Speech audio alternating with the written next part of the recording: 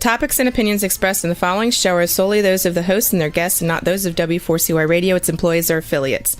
We make no recommendations or endorsements for radio show programs, services, or products mentioned on air or on our web. No liability, explicit or implied, shall be extended to W4CY Radio or its employees or affiliates.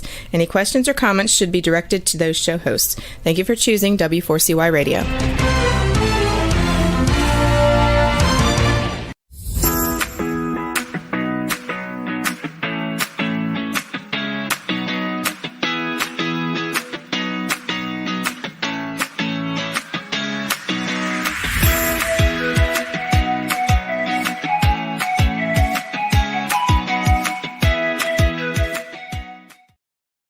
Hi, I'm Shelby Wagner, and I welcome you to my show, Learning to Dance in the Rain.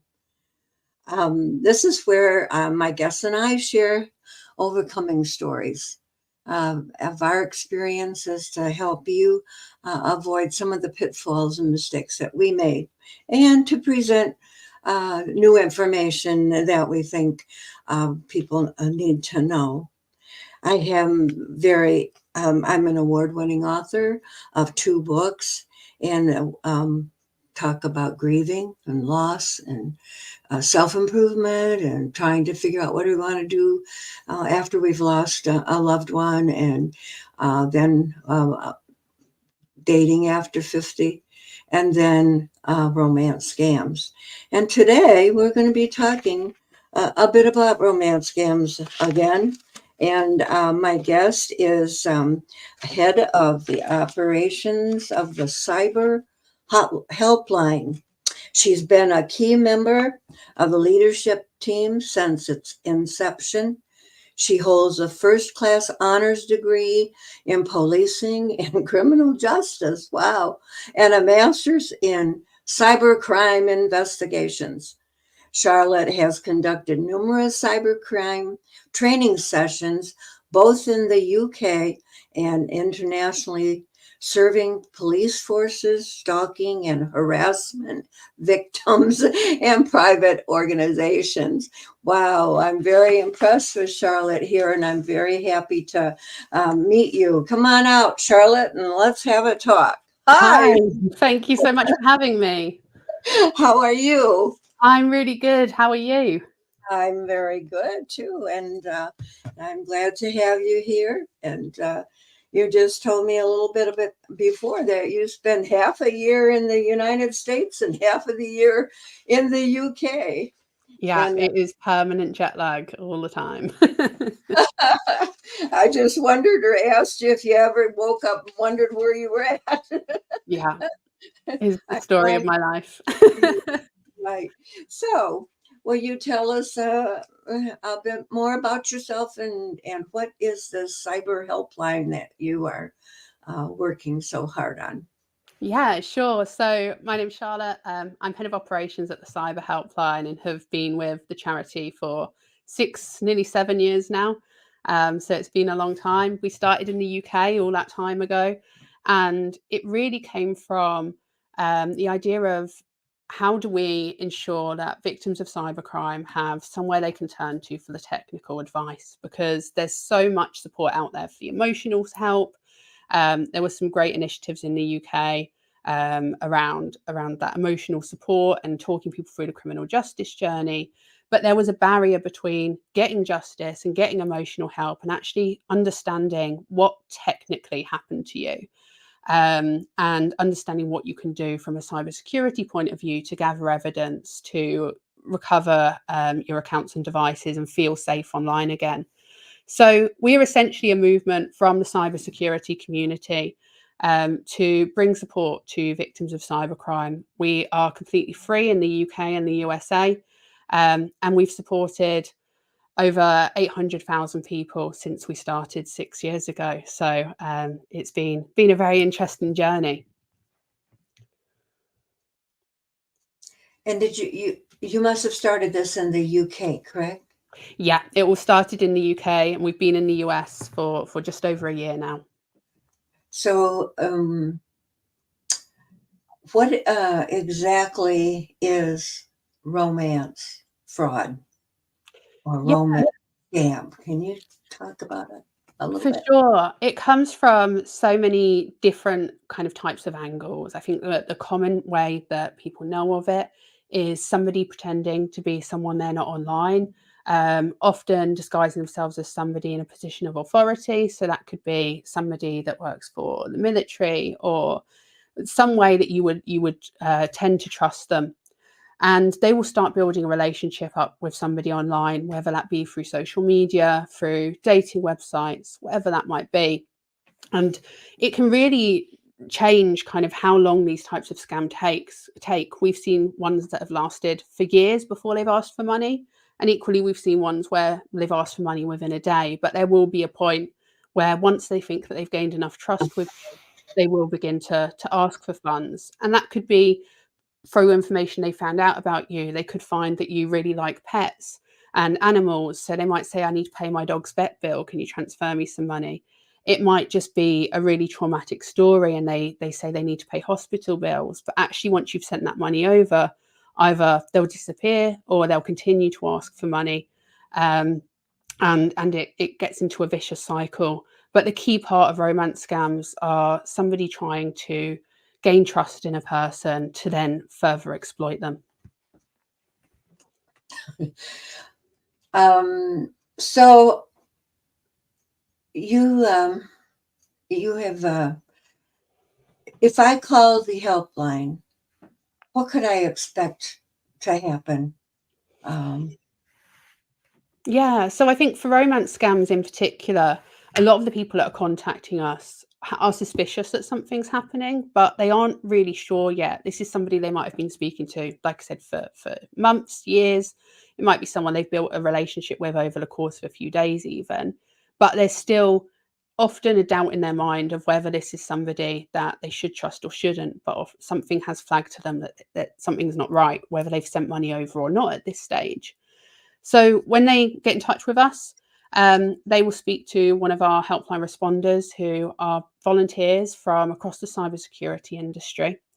They will talk them through the issue, whether that be over email or phone, and just help them to understand what's happened to them. And I think that's a really key part to start with of how has this taken place?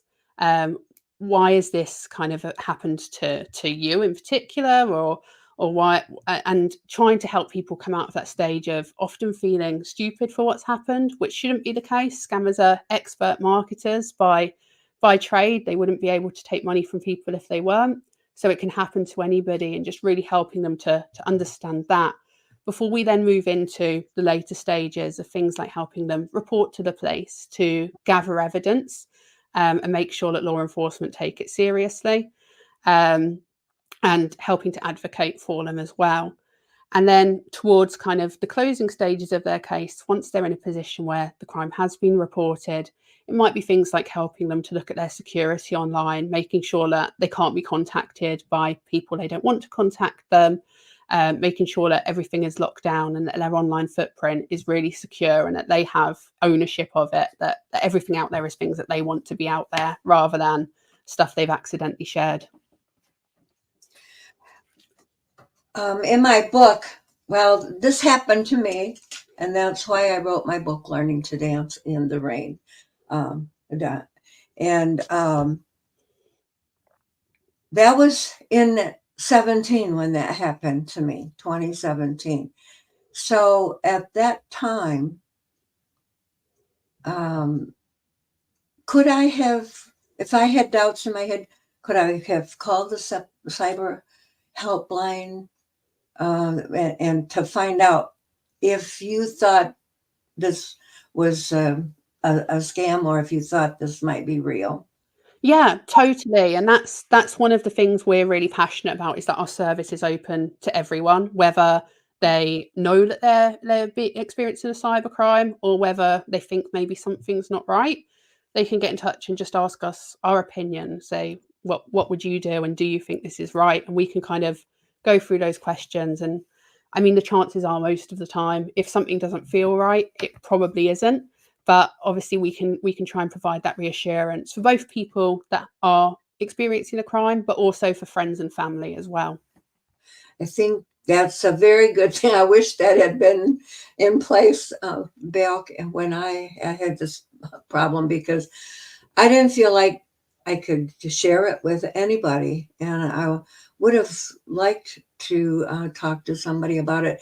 When it finally came out, well, first of all, the number one key to tells you that it is a scam is when they ask for money. Isn't that correct?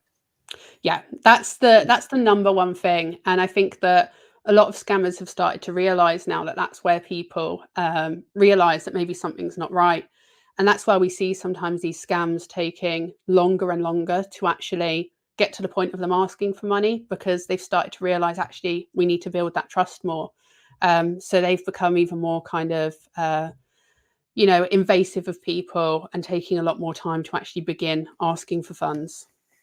Could it be more than one person talking to you on the other end of that line, or on the chat or whatever you? Totally. I think there's two real types of romance scammers. There's more, but separating them into two categories. There's individuals who could be anybody, just somebody online trying their luck. But there's also these kind of organized crime groups that take place in romance scams as well. I think one of the really interesting things that we've seen across the last few years have been with sextortion crimes in particular, which is where for particularly happening against young boys, but men as well and women, where there's somebody on the other end of a call, and they're encouraging them to take their clothes off so they can screenshot it, and then we'll blackmail them. If you don't give me money, I'm going to leak these pictures. But what we've seen there is actually a lot of the women that are being used in the video calls are being trafficked themselves. So we're also part of a crime, and are also a victim of a crime. And there's somebody behind them making them do all of these things in order to extort money. They're not actually seeing any of it themselves. So we are seeing that this is something that organised crime groups are taking part in, on top of many other types of scams and crimes that they're committing. Romance fraud, sextortion is just another layer for them. Mm-hmm. Well, yeah. I was on and off the dating sites for about 6 years, and so when this first happened to me, um, they would ask for money or something. One guy wanted me to get some Verizon phones for his kids, and things like that. And they said, "Well, I'm not asking for money." I said, "I have to spend money to get that to you." but the one fella wanted me to. He was borrowing the money. He was in China. He was borrowing money, but he had an inheritance in like the Netherlands, Mm. and he would have that box of gold bars shipped to me, and I was to take out whatever amount of money I had sent to him for myself, and then the rest of them, when he got back home, he would get it. Now, that was very tricky to me. Number one, I'd have to tell him where I was living, and I didn't think that was a very good idea. But could that have led to something else bigger and gotten me involved in crime? Yeah, I mean, it's something we're seeing more and more of where people who are providing their address, personal details, are then getting harassed and stalked themselves by cyber criminals and scammers. So it's escalating beyond the fraud and taking funds from them. It's actually leading to kind of these more potentially violent crimes and crimes that make people fearful for their lives.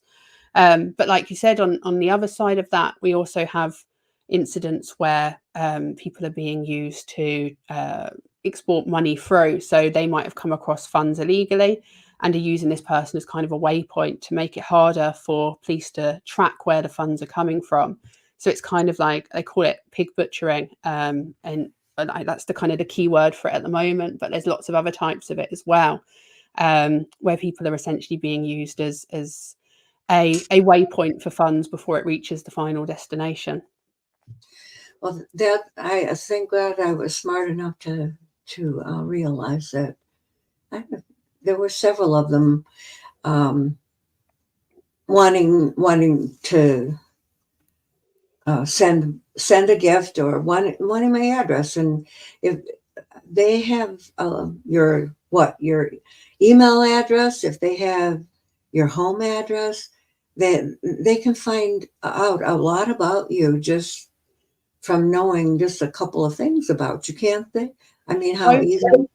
Yeah, and it's really interesting actually, because in the industry we call it open source intelligence. So it's this idea that we can find almost anything within the public domain.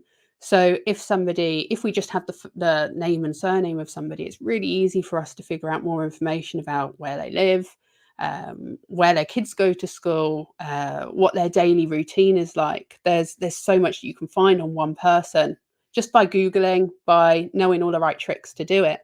And actually, this is exactly what a lot of scammers do, is that they're finding information about you so that when they do have that conversation, they can see on your Facebook page, oh, you have a daughter that's 8 years old, and they can say, oh, I've got a daughter that's 8 years old as well. So there's some sort of attachment point there. Yeah. They're very, very tricky, very Oh. good to get you to talk about things that you've got to watch everything. Definitely.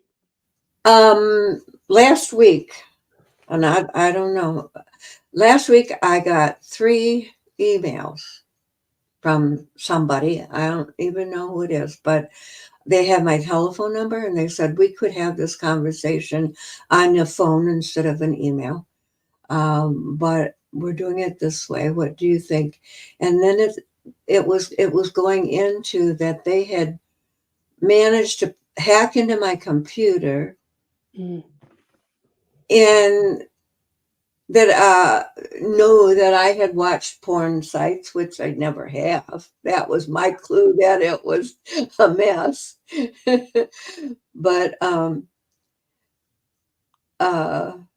it went on and on, and it was really scary. And I knew that this was a scam. And then I got the second, and the third. But what should I do when I get something like that in my email or? Yeah.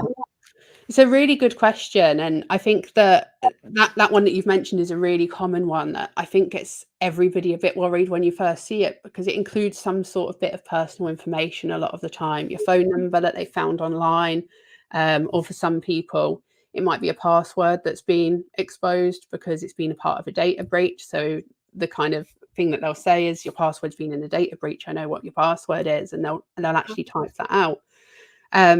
So it's terrifying, and what you should do about that is really, I think, like I said, if something doesn't feel right, trust your gut. It probably isn't, and don't take any steps straight away. The thing with scammers is that they want you to take action now, and everything that they'll say in emails, texts, calls will always be something that makes you want to take action right now, and putting that pressure on.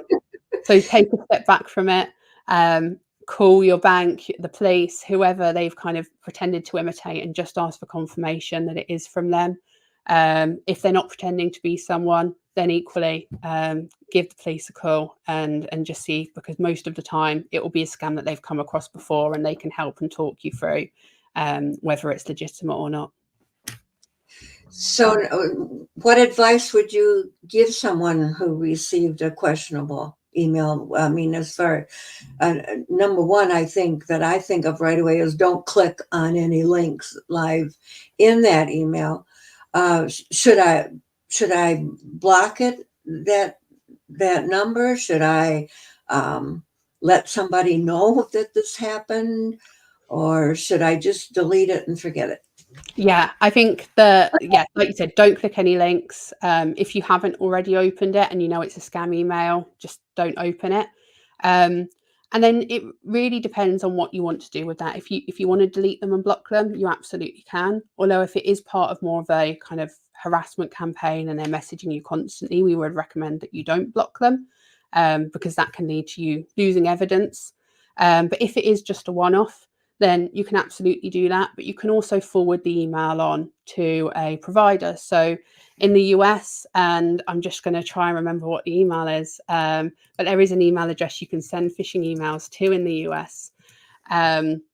and they will investigate it further. And that's as part of, I think it's the IC3 that provide that. So if you go on their website, they'll tell you who you need to forward that email to, and they'll put it in a bank for them to investigate. So you can send that to that Yes. IC3 as well as call them about it. Absolutely. Yeah, Okay. and that's great because it just allows them to add it to their intelligence database. So whilst they might not take any action on it then and there, they can collate it with other emails and see if there's any trends that they're seeing. Okay, there was a question, something I think, how can we protect our Rebel? Could you put that one back up?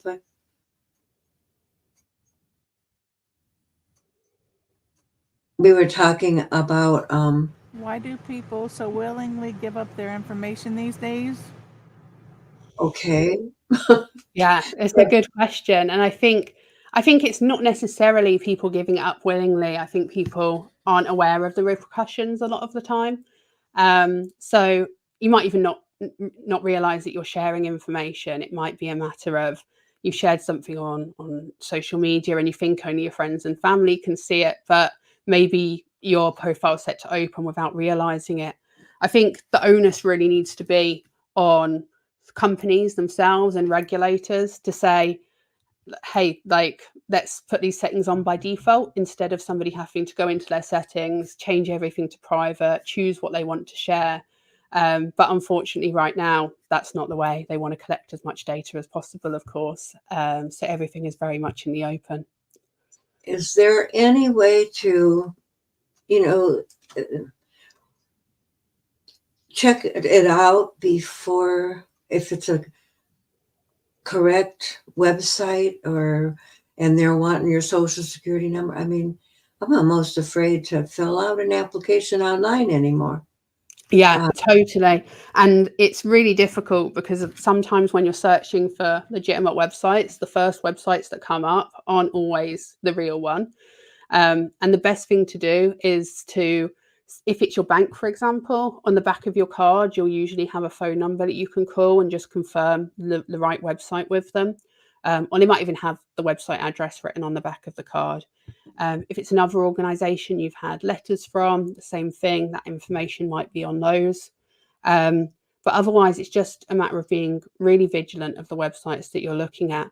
A lot of people talk about the padlock that you often see in your search bar. And if that's green, it means the website's safe. That's not necessarily true. It means the website has certificates attached to it, which can be bought online really cheap. So it is an indicator, but it's not a be all or end all. So the best thing to do is just make sure that every time you're searching something that the link looks legitimate. It's got the whole company's name in there. It's not got capital L's instead, or capital I's instead of L's. Those sorts of things that make it look like it's legitimate when it's really not. But the key thing to do is if you can contact them in person or you have an official letter with their number and website address on, then use it that way. Do they still have like a bucket list of those who have paid, have been scammed before? And because I just get an awful lot of emails and things that I know are questionable. And oh yeah, totally. So, they definitely do. And I think, like you said, if you've been scammed before, the chances are you're going to be on a list that they're going to keep contacting you. One of the things we've seen as part of that as well is that they'll wait about a week if they think that somebody's figured out that it's a scam, and then call them pretending to be from the police department because they assume that they've probably reported it, and start asking for money to investigate the crime or for a deposit for something. The law enforcement are never going to ask for that, but that is one strategy that we've seen as well, is now they're kind of assuming, okay, they're going to report this, so let's take advantage of that too. I just read about one this morning.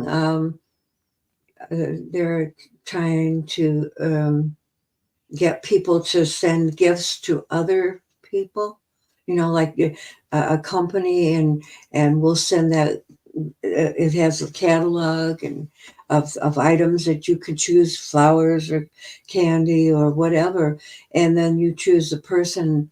I'm not quite sure how that works. Is that just to get other names, or when they send the gift of the person receiving the gift, it becomes vulnerable, right? Yeah, I'd have to look into that. I've not seen that one yet, but we did have something that was, I guess, kind of similar. In the UK, we have a TV show called Scam Interceptors, where, like the name, they try to intercept scams. And there was a interesting one they uncovered on there, which involved a whole company really pretending to be a O2, which is a big mobile provider over here. And they were hacking into people's O2 accounts and sending phones to people's addresses. But they would then arrange for somebody that worked for their company to go and pick that phone up for them and tell them, oh, it was a mistake. It wasn't meant to be sent to you. So they were intercepting that way. And the people that were scamming you nonetheless, because they just assumed that this was somebody that worked for O2 coming to retrieve their goods, but it was actually a fraudster. So really interesting how there was that crossover between them hacking into the accounts and then it going into the physical world with somebody actually turning up at their door. I'm just literally amazed at all of these things that if they would put their minds on solving cancer or doing something good for the world, what a nice world we would have, instead of all of this trying to hurt other people, trying to steal their money or in an easy way rather than working for it. I don't know. It's just very scary. Yeah, so, it's so true. What brought you to this line of work? So I'd been working in skincare actually for most of my life. So I was doing skincare. I worked for a skincare brand and did facials and all of that stuff. So it was very random. But I then decided I needed to move on to something else. And very early on into studying policing and criminal justice, I found out that actually, firstly, I couldn't join the police because I found out I had hypermobility, which was a medical condition that stopped me from joining. But secondly, I found out that I'd been being stalked covertly for the last kind of 6 years. So from the time I was around 14 onwards to my 20s.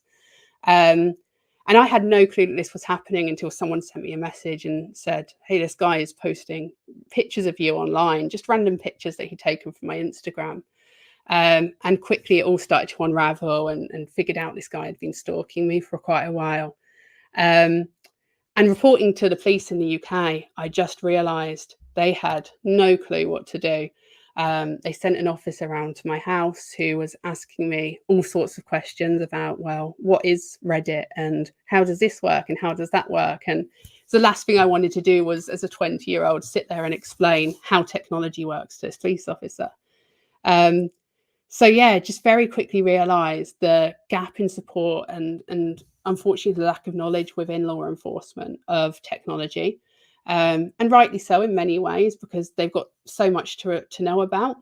But there just wasn't that support system for somebody to really understand the technical stuff behind what was happening to them.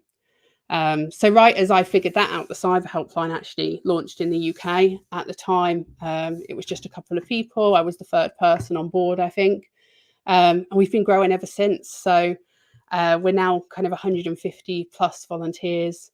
And yeah, it's been a really interesting journey, but never a line of work I thought I'd end up in. Okay, so let's talk about this impact. It's not just financial loss. In fact, I felt the whole process was much worse emotionally because you had a couple different standpoints of losing the love of your life, or you think it is, and then the humiliation of having made such a whopper of a mistake and talked to this person for so long. What have you found to be the emotional effects of victims? I think that cybercrime is often thought of as a financial crime. And I think when we look at it that way, we forget about the real kind of violent impacts it often has on people. Like you said, that emotional impact, especially with romance fraud. You've been talking to somebody for however long, you think it's somebody that you're in love with and they're in love with you. And then not only do you find out that they're after money from you, but that they don't actually exist in the sense that you thought they did, because it's potentially someone pretending to be someone else.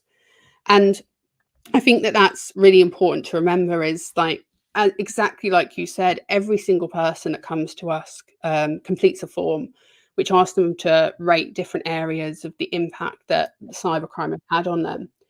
And financial is 9 times out of 10, even if somebody's lost hundreds of thousands of dollars, it's bottom of the list. They aren't worried about getting their money back, but they are scared often for their physical safety. Is this person going to turn up at my house? Because I don't know where they actually live. I don't know who they really are. They're emotionally scared. They're scared to tell their friends and family about it. They feel humiliated and feel alone in it. And just their the mental health deteriorates, and it's a lack of understanding as well about why has this happened to me, and how could this happen to me. That has a massive impact on people. So I think we as a society, we think about financial as being the biggest part, but we think we need to forget about that. I mean, not forget about it, obviously it's a big part, but we need to start thinking on the mental health, the physical safety, the impact that it has on friends and family and those around the person. It extends much more beyond just that financial impact, which, like I said, could be a massive part, but for most people, that's the bit that has the least impact on them.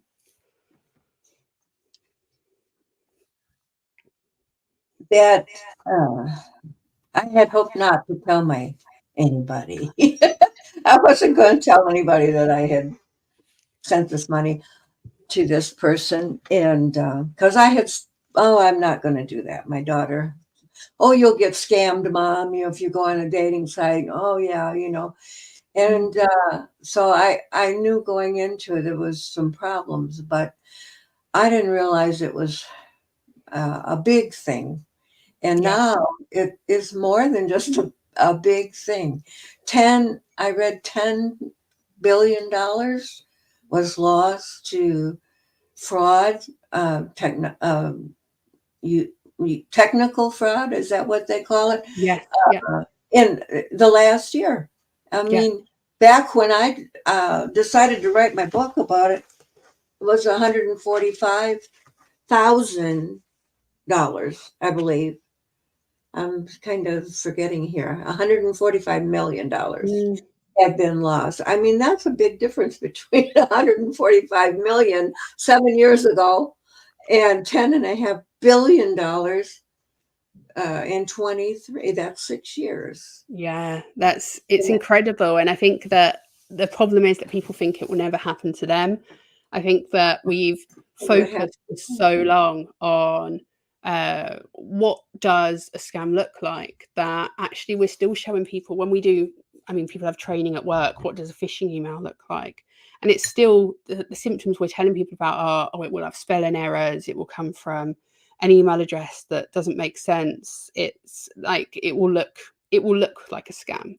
But scams don't really look like scams nowadays, not for the most part. These are people that are putting their lives into scamming people, and there's a lot of work that goes into that. They are using AI potentially to generate text that they can use in the messages they're sending people. They're having full-on conversations with people day and night. There's a lot of work that goes into it. So the problem is that we've not adapted the training we're providing people with in how to recognize scams to the modern day. We're still telling people, oh, you'll know it's a scam when you see it, which just isn't the case. It can really happen to anybody, and all it takes is wrong time, wrong place. And they've, even though I was I was 99% sure it was a scam. They found my weak spot. Mm. You know, I'm a Christian and I'm supposed to help people in need, right? And they I refused for it was at least 10 days. I kept saying no, and I don't have it. And then, but this thing about had his money stolen when he was in China. He was a businessman and he'd been beaten up and he was starving to death. Well, that was the thing that got me starving to death. Could I let this man, so I sent some money, not what he asked. He Mm. asked for $20,000 so he could get home. And at the time, how much does it cost to fly to United Kingdom from the United It States? only cost me about £1,000. It's not too expensive.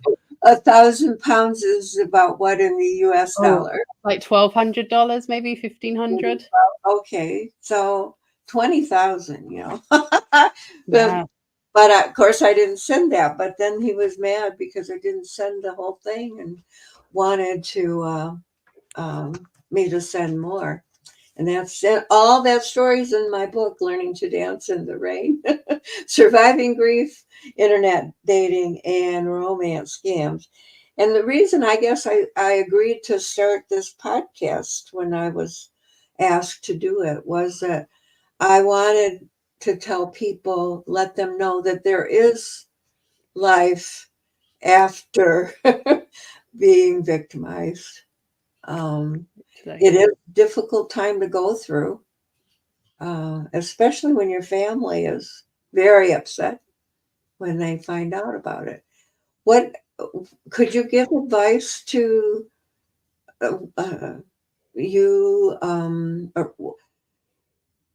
to help your family understand? Is that something we could? Yeah, definitely. I think it's really interesting because some of the time when we get these cases come at the Cyber Helpline, it is friends and family that are contacting us and saying, actually, I'm concerned about my mum, my dad, whoever it is.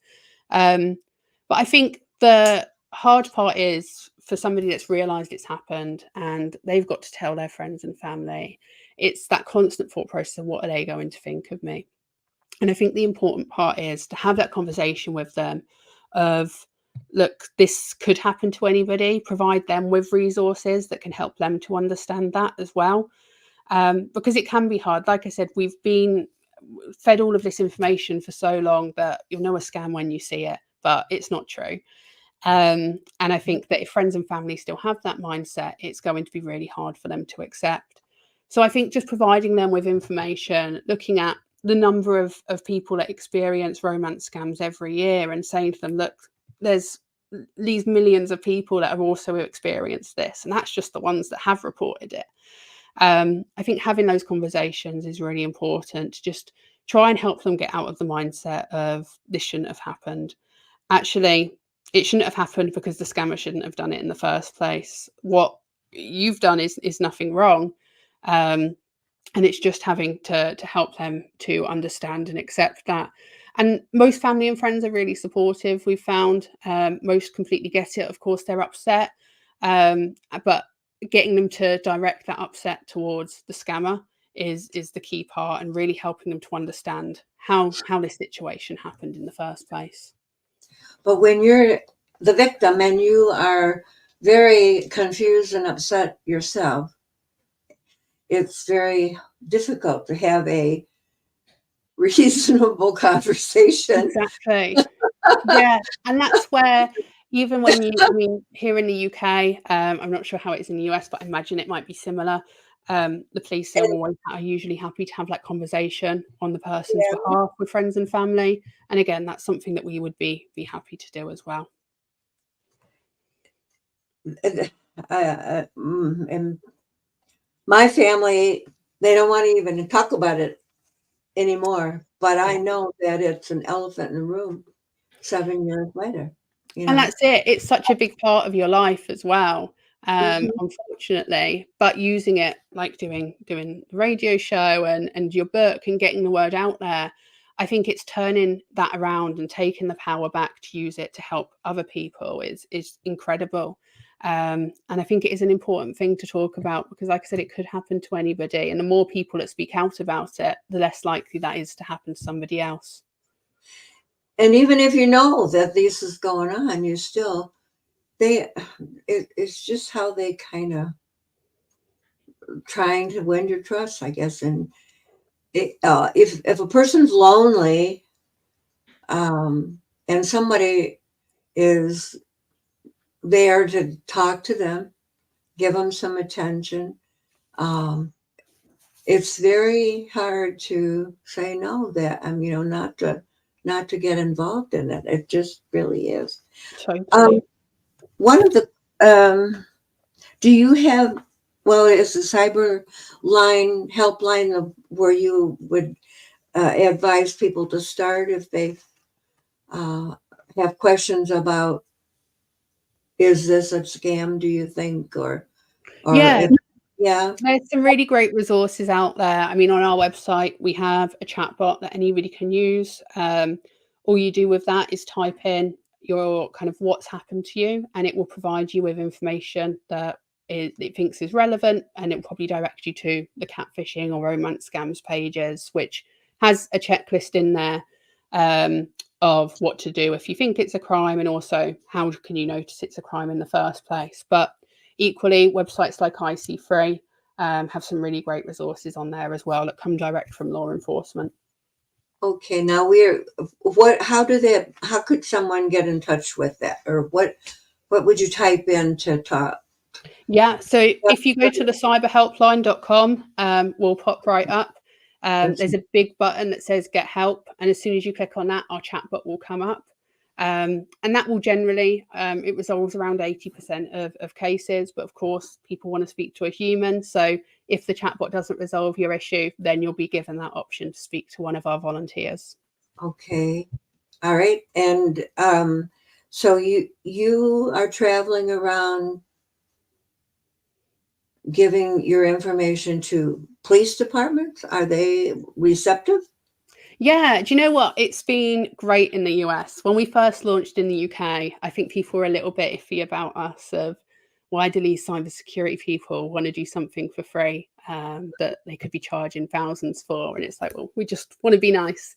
So they were a bit iffy to start with, but they came around and we've got support from police forces all over the UK now. But entering into the US has been great, actually. We've had police forces approaching us and asking questions of what should I do? Rather than us having to approach them and say you should be doing this better. So they're coming to us directly and they do really want to learn. So the US has been a really interesting place for us to launch in and see how willing people are to learn and how much they want to make a change. Because I've heard, well, when I reported that incident, it was, well, we're sorry this happened to you. You won't ever get your money back, but they wrote a report. When I got a death threat a couple years ago, it was just, it's a scam, Shelby. Don't worry about it. The police officer supposed to come to my house and interview me. I didn't even get a call from him. I don't even know if they wrote that one up at all. Yeah, and unfortunately that is sometimes the case. It's the same here in the UK as well. It can vary depending on who you speak to. Generally, we found the US to be a little bit better, but obviously that depends on people's own experiences. But one of the great things that we can do at the Cyber Helpline we've found has a real impact is speaking to the force that's dealing with the incident and saying to them, hey, you've got this case, but you're not doing anything with it. This is what we would recommend you do. So providing that little bit of advocacy and being a touch point for law enforcement to actually speak to us, because like I said, they can't know everything. So if they're stuck on something, that's what we're here for as well. It's not just to help victims and survivors of cybercrime, but to provide the police with somewhere that they can go to as well. Now, one of the questions that you wrote here was, what's the difference between proactive and reactive work, and how do they overlap? What do you mean by that? Yeah, so I think it's there's some really great agencies out there that are doing awesome stuff on how can we be proactive about how we tackle cybercrime. So looking at how do we prevent it from happening in the first place. And I think that unfortunately that's where often the system lets us down, is that you provide this preventative work, but actually when something does happen to you, that leads individuals to feel more guilty about it, because it's like, well, I should have followed the advice that I was given by my school, by my work, whoever it is. There's no real support for the aftercare of what happens after cybercrime happens. And that's where we step in. But I think there's a lot more work to do around that, of how do we ensure that, okay, we're doing great stuff for preventing cybercrime, but what do we do to provide that aftercare for people?